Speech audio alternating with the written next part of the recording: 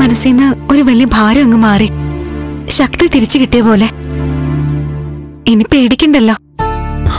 ക്രമേണ കാര്യങ്ങളെല്ലാം നമ്മുടെ വഴിക്ക് തന്നെ വരും ദേവി. ഇന്നിപ്പോ അച്ഛൻ ഗേറ്റ് തുറന്നു നിന്നപ്പോ മനസ്സ് വല്ലാതൊന്ന് പെടഞ്ഞു. പക്ഷെ ഉറപ്പുണ്ട്, അമ്മ തന്നെ മുൻകൈ എടുത്ത് അച്ഛനെ ഓഫീസിലേക്ക് പോസ്റ്റ് ചെയ്യും. എനിക്കും അങ്ങനെ തന്നെ തോന്നുന്നു.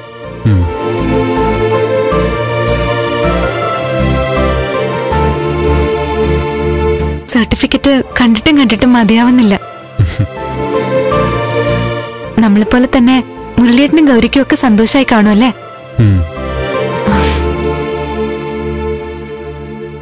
ഹലോ,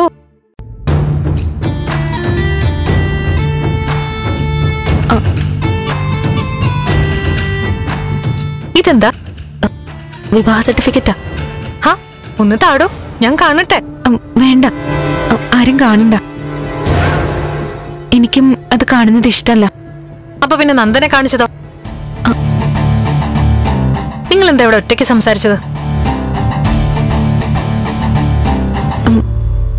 ഈ സർട്ടിഫിക്കറ്റിന്റെ കാര്യം തന്നെ പറഞ്ഞുകൊണ്ടിരുന്നേ.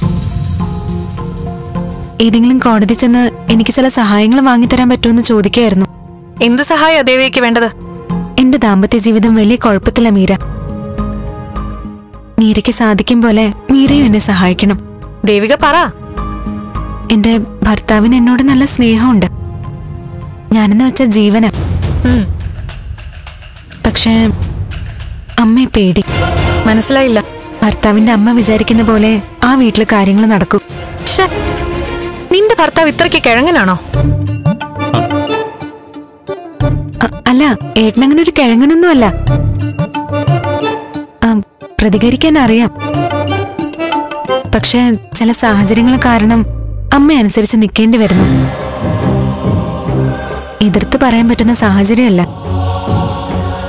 ഒരേ വീട്ടിലാണെങ്കിലും അകന്നു കഴിയുമ്പോലെ ഞങ്ങൾ ജീവിക്കുന്നത്. ഭർത്താവിന് എന്റെ അടുത്ത് വരണമെങ്കിൽ തന്നെ അടുത്തെങ്ങും അമ്മയില്ലാന്ന് ഉറപ്പുവരുത്തണം.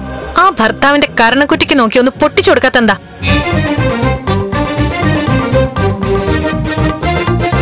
അല്ല, ഞാൻ പറഞ്ഞില്ലേ ഭർത്താവ് പാവ. എന്തു പാവം? ശുദ്ധൻ ദുഷ്ടന്റെ ഫലം ചെയ്യുന്ന പറയാറില്ലേ? ഇതിപ്പോ അങ്ങനെ എനിക്ക് തോന്നുന്നേ. ധൈര്യമായിട്ട് പ്രതികരിക്കാൻ പറയണം ഭർത്താവിനോട്. ഞാൻ സംസാരിക്കാം. നന്ദൻ, നമുക്ക് ദേവികയുടെ വീട് വരെ ഒന്ന് പോയാലോ? ആ കിഴങ്ങേശനെ കണ്ട് 10 പറയണം. ആ വാക്ക് കൂടെ കൂടെ പറയാതെ മീര, കേൾക്കുമ്പോ ഒരു പ്രയാസം. അയാളെ പറയുമ്പോ നന്ദൻ എന്തിനാ പ്രയാസപ്പെടുന്ന? അയാളൊക്കെ പുരുഷ വർഗത്തിനെ നാണക്കേടാ. മീര, അങ്ങനൊന്നും പറയല്ലേ. നന്ദൻ എന്തിനാ അയാൾക്ക് വേണ്ടി വാദിക്കുന്നേ? നന്ദന്റെ ഫ്രണ്ട് മറ്റോ ആണോ? അല്ല, അതല്ല. എന്നാലും കേൾക്കുമ്പോ ഒരു പ്രയാസം. എന്നിട്ട് മീര കേക്ക്. ഇപ്പോ വീട്ടിൽ നടക്കുന്നത് എന്താണെന്ന് അറിയാമോ? എന്താ? അമ്മായിയമ്മയ്ക്ക് എന്നെ എന്റെ ഭർത്താവിനെ തമ്മിൽ പിരിക്കണം. എന്നിട്ട് ഭർത്താവിനെ കൊണ്ട് അവരുടെ മൊറപ്പെണ്ണിനെ പോലെ ഒരുത്തി വന്നിട്ടുണ്ട്. അവളെ കൊണ്ട് കെട്ടിക്കണം. അവള് വലിയ കാശുകാരിയാ. ഈശ്വര, ആ പെണ്ണിനെ ഇപ്പൊ വീട്ടിൽ കൊണ്ട് നിർത്തിയിരിക്കുക. ഭർത്താവിന്റെ മനസ്സ് ആ പെണ്ണിലേക്ക് ചെല്ലാൻ എന്തൊക്കെയോ കൂടോത്രങ്ങൾ നടത്തുന്നുണ്ട്. നമ്മുടെ നാട്ടിൽ തന്നെയാണോ ഇതൊക്കെ നടക്കുന്നത്? ആ അമ്മായിയമ്മ തള്ളെ ചവിട്ടിക്കൂട്ടി ഭിത്തിയിലൊട്ടിക്കണം.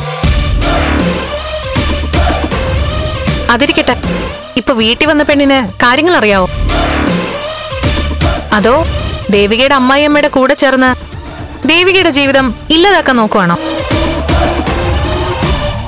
ഇപ്പൊ വന്ന് കയറിയവൾക്ക് കാര്യങ്ങൾ പൂർണ്ണമായി അറിയത്തില്ല. എന്റെ ഭർത്താവ് എന്നെ കല്യാണം കഴിച്ച കാര്യം പോലും അമ്മായിയമ്മ ഒളിപ്പിച്ചു വെച്ചിരിക്കുക. നിന്റെ സ്ഥാനത്ത് ഞാനായിരുന്നെങ്കിൽ ആ അമ്മായിയമ്മ തള്ള ഇപ്പൊ ജീവനോടെ കാണില്ല.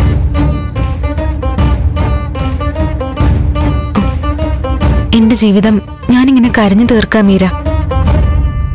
നാളെ എന്റെ കുടുംബജീവിതം എന്താവുമെന്ന് ഒരു പിടിയുമില്ല. ആകെയുള്ള ആശ്രയം എന്റെ ഭർത്താവ് എനിക്ക് വേണ്ടി നിൽക്കുന്നു എന്നുള്ളതാ. നന്ദൻ, എന്താ മീര? നമ്മൾ ദേവികയുടെ കാര്യത്തിൽ ശക്തമായിട്ട് ഇടപെടണം. ഒരു പരിഹാരവും ഉണ്ടാക്കണം. നമുക്ക് വനിതാ കമ്മീഷനിലോ അങ്ങനെ ഏതെങ്കിലും സംഘടനയോ സമീപിക്കാം. ആ, അതൊക്കെ വേണ്ടിവരും. ഞാൻ പറയുന്നത് ആദ്യത്തെ സ്റ്റെപ്പായി വന്നു കയറിയ പെണ്ണിനോട് കാര്യങ്ങളൊക്കെ അറിയിക്കാന്നുള്ളതാ. ഇത് വളരെ സൂക്ഷിച്ചു ചെയ്യേണ്ട കാര്യമാണ്. അവളും വലിയ പ്രതീക്ഷയോടെ ആയിരിക്കും